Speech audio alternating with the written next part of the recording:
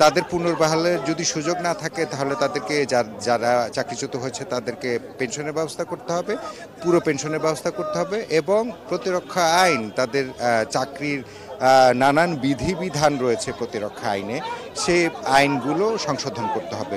তো এরই মধ্যে যারা আন্দোলন করছেন বা অংশগ্রহণ করেছেন এখনো পর্যন্ত তাদের 6 জনের সমন্বয়ে একটি দল এরই মধ্যে 3 বাহিনীর ঊর্ধ্বতন কর্মকর্তাদের সঙ্গে বৈঠক করেছেন এবং সেখান থেকে প্রতিশ্রুতি এসেছে যে আগামী 5 কর্মদিবসের মধ্যে সেখানে একটি কমিশন গঠন করা হবে।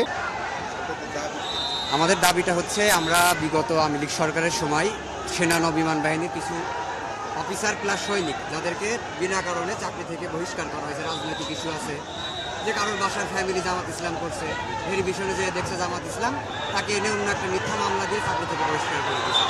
তারপরে এরকম বিভিন্ন রাজনৈতিক ইস্যু দিয়ে প্রায় 1000 প্লাস অফিসার প্লাস সৈনিক এদেরকে চাকরি থেকে বহিষ্কার করা হয়েছে। আমরা বিগত 4 মাস থেকে বিভিন্নভাবে সরকারের বিভিন্ন মহলে আমরা এটা নিয়ে কথা বলছি। কথা বলার পরে এক পর্যায়ে তাদের কাছ থেকে কোনো সাড়া না পাওয়ার কারণে আজকে আমরা পুরোপুরি একটা স্থায়ী মানববন্ধনে যাওয়ার সিদ্ধান্ত নিয়েছি এবং এটা আমাদের দাবি আদায় না হওয়া পর্যন্ত আমরা রাস্তায় থাকি। আমাদের দাবি হয় চাকরিতে পুনর্বহাল করতে হবে, না হলে যাদের পেনশনের বয়স হয়েছে তাদেরকে পেনশনের আওতা করতে হবে। আর আমাদের যে সেনাবাহিনী যে অ্যাক্ট আছে, সেনাবাহিনীর যে আইন, এই আইন পরিবর্তন করতে হবে, এইটা আমাদের এই জন্য তাকে গাড়ি দিলাম। বাংলাদেশ সেনাবাহিনীতে যত সিভিল আইন হোক, যেটাই হোক, শাস্তি একটা মানুষ অপরাধ করলে একটা শাস্তি হয়, কিন্তু সেনাবাহিনীতে সেটা না। সেনাবাহিনীতে একটা অপরাধ করছি 4টা সাজা দিচ্ছে আমাকে, সে ছোটো অপরাধ। আমি গাড়ি দিয়েছি কেন? কর্মকর্তার পারমিশন সহ কেন গাড়ি দিলাম তাকে? আমার প্রথম আমাকে র্যাঙ্ক, আমি ছিলাম কর্পোরাল, আমাকে করছে সৈনিক, সেটা একটা শাস্তি।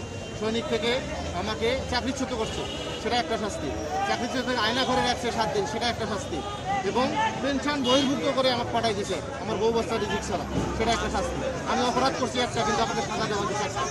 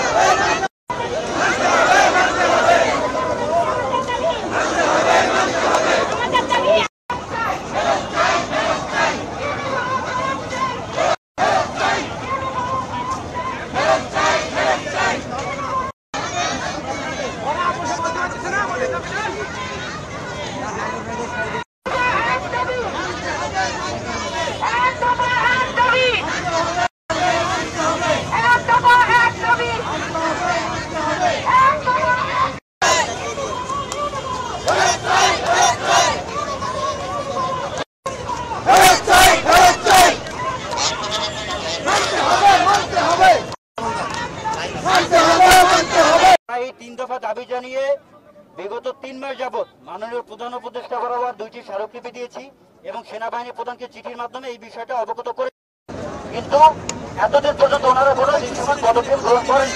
সেই কারণে আজকে আমরা 3 দফা দাবি জানিয়ে অবস্থান কর্মসূচি পালন করছি।